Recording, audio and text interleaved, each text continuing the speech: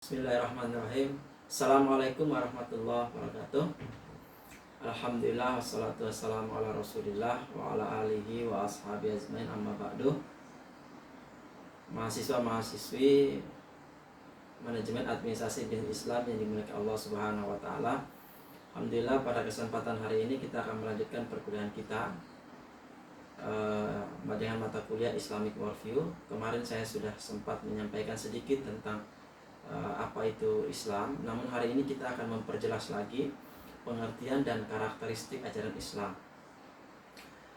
Saudara-saudara sekalian, kita tahu bahwa Islam ini adalah agama yang komprehensif, agama yang diturunkan oleh Allah Subhanahu wa taala kepada baginda Rasulullah Muhammad SAW sebagai sebuah risalah untuk disampaikan kepada umat manusia.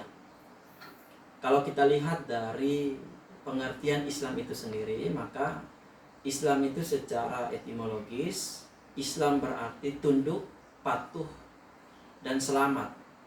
Atau dalam bahasa Arabnya aslama yuslimu islamat. Secara syariat atau istilah atau secara terminologis, Islam berarti ketundukan kepada seluruh ketentuan yang bersumber dari Allah maupun Rasul-Nya, yang terdapat dalam Al-Quran maupun hadis. Nah, saudara sekalian, kalau dilihat dari definisi ini, maka sudah bisa dipastikan bahwa Islam ini adalah agama yang selamat.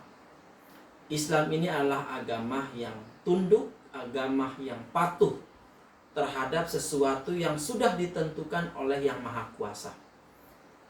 Jadi kalau kita lihat secara etimologis tadi, Islam berarti patuh, selamat, tunduk, aslama, yuslimu, islaman. Ataupun kalau kita lihat secara terminologis atau secara istilah, maka ketundukan itu jelas hanya kepada Allah dan Rasul-Nya. Karena segala macam hukum itu bersumber dari Allah Subhanahu wa ta'ala. Kemudian risalah itu disampaikan oleh kepada baginda Rasulullah Muhammad sallallahu alaihi wasallam untuk disampaikan kepada umat manusia. Nah, oleh karena itu, semuanya itu tidak akan terlepas dari sumber utamanya, yakni Al-Quran dan hadis. Jadi kalau bicara tentang agama Islam, bicara tentang risalah keislaman, maka sumbernya terletak pada Al-Quran dan hadis. Al-Quran adalah firman Allah, yang mana ini adalah perkataan Allah Subhanahu wa ta'ala. Kemudian kalau hadis bersumber dari Rasulullah SAW, di mana Rasulullah ini adalah manusia biasa yang kehidupannya itu langsung diatur, kemudian langsung dibimbing oleh Allah Subhanahu wa ta'ala. Nah, kalau kita lihat pengertian dari Al-Quran tadi adalah kitab suci yang diturunkan oleh Allah Subhanahu wa ta'ala melalui perantara malaikat Jibril kepada Nabi Muhammad SAW secara berangsur-angsur. Maka kalau hadis itu adalah segala perkataan, segala perbuatan, segala sesuatu yang diiyakan oleh Rasulullah SAW, walaupun itu tidak dilakukan oleh Rasulullah, tapi dilakukan oleh para sahabat, kemudian diiyakan oleh Rasulullah, maka itulah hadis, dan itulah yang menjadi kunci sumber dalam ajaran Islam. Sehingga kalau orang yang memahami Islam secara komprehensif, karena Islam ini adalah agama yang universal, agama yang komprehensif, agama yang sumulia, yang mengatur seluruh aspek kehidupan kita, maka dia akan tahu betul bahwa Islam ini adalah sumbernya langsung dari Allah Subhanahu wa ta'ala berupa Al-Quran dan hadis yang dicontohkan oleh baginda Rasulullah Sallallahu alaihi wasallam.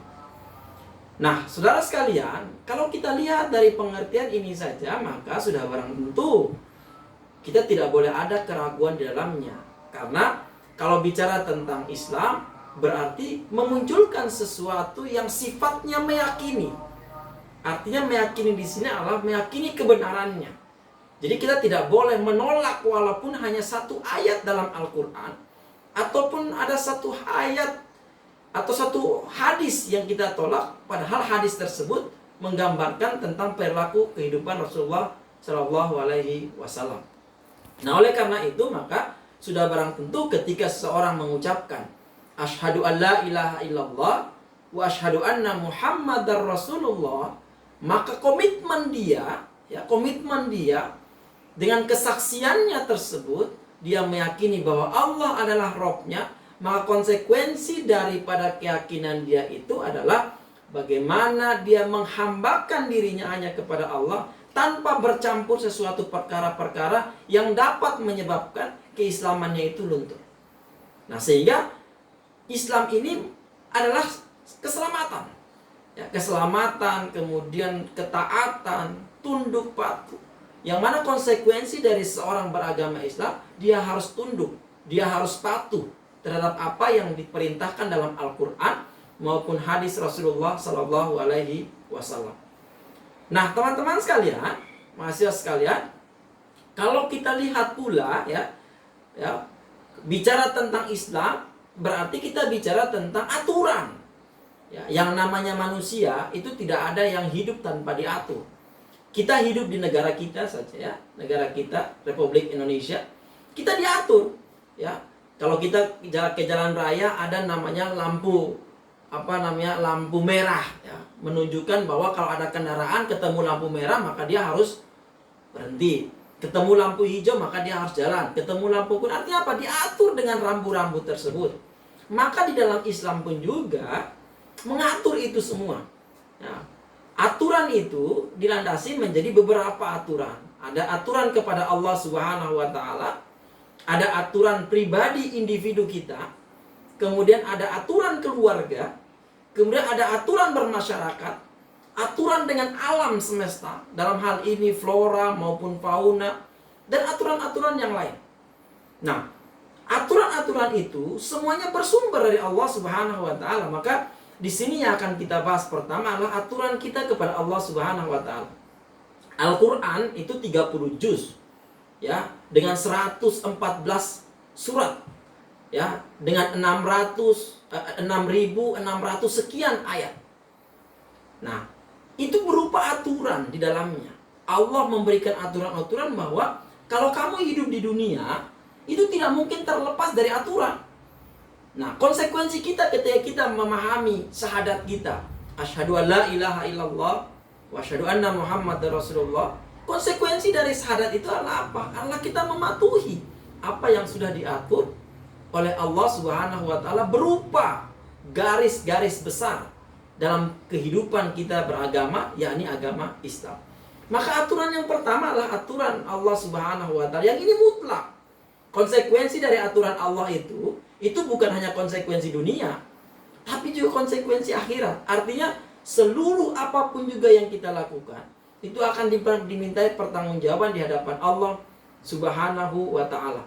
Famay ya'mal misqala dzarratin khairan yarah wa may ya'mal misqala dzarratin syarran yarah.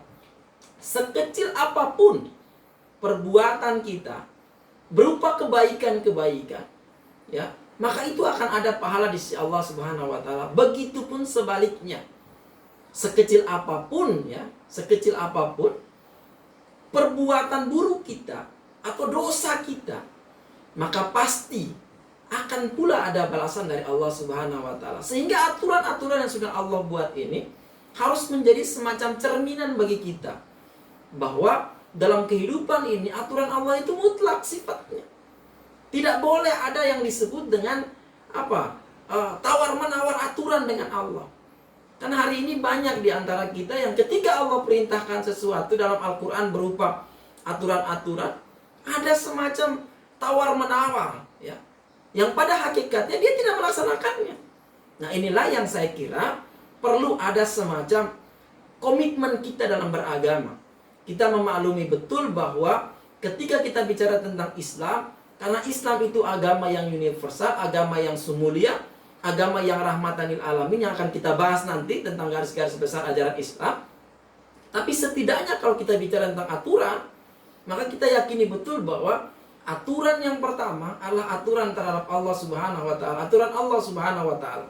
Sumbernya di mana? Sumbernya yakni Al-Qur'an. Kalau bicara tentang aturan Allah, maka sumbernya yakni sumber Al-Quran. Dan aturan itu bukan hanya mengatur hubungan kita dengan Allah Subhanahu wa Ta'ala, tapi juga ada aturan yang berhubungan dengan alam semesta, dengan manusia yang lainnya. Sehingga yang kedua, yakni aturan individu kita, aturan pribadi kita. Saya kira pada hari ini kita membahas dua aturan terlebih dahulu, yakni aturan kita dengan Allah, kemudian aturan kita dengan pribadi individu kita. Allah menciptakan kita ini, ya, wa ma khalaqtul jinna wal insa illa liya'budun. Dan tidaklah aku ciptakan jin dan manusia, kata Allah, kecuali untuk beribadah kepadaku. Artinya konsep ibadah yang dibangun di sini adalah bagaimana memunculkan bahwa individu kita sebagai pribadi kita ini punya tanggung jawab terhadap Allah. Allah ciptakan kita, dibarengi pun juga dengan konsekuensi dan tanggung jawab kita terhadap Allah Subhanahu wa Ta'ala. Nah, individu kita itulah yang harus mematuhi bahwa itu adalah aturan yang Allah tuangkan dalam dirinya. Sehingga kalau kita bicara tentang aturan pribadi, maka setiap individu kita itu diatur dengan komitmen kita terhadap aturan Allah Subhanahu wa Ta'ala.